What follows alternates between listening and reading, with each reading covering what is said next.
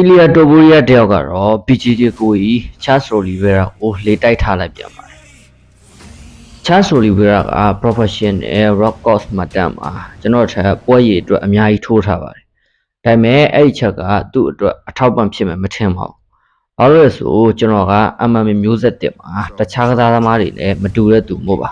။ဒီကစားနည်းမှာကျွန်တော်ထပ်ပြီးတော့ယူဆောင်လာတဲ့စကေးတွေကတခြားကစားသမားတွေနဲ့မတူဘဲနဲ့လုံးဝထူးခြားပါတယ်။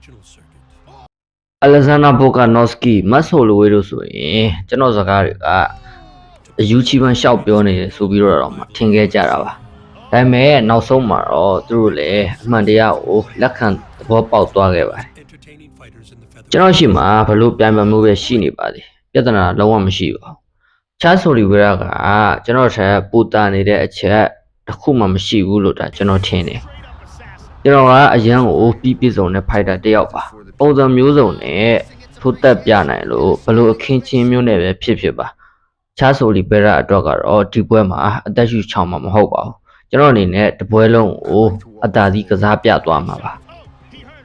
ကျွန်တော်ကပြိုင်ပတ်ရဲ့ကစားပုံကိုကြည့်ပြီးလိုက်ကစားတတ်တဲ့သူမဟုတ်ပါဘူးသူတို့ကကိုယ်ကစားဟောင်းကြည့်ပြီးလိုက်ကစားအောင်ပဲလုပ်တဲ့သူပါ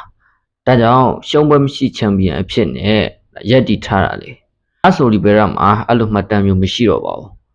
ချာဆိုလီဘဲရာရဲ့ရှုံးပွဲက10ပွဲများတော့ရှိတယ်ကျွန်တော်မှာအခုထိဘဲဥမကွယ်ဖြစ်နေတော့မှမဟုတ်လားသူ့ကိုလေးစားမှုပြည့်ရှိပါတယ်ဒါပေမဲ့အမှန်ကန်ကြိတ်ပြသွားမှာပါ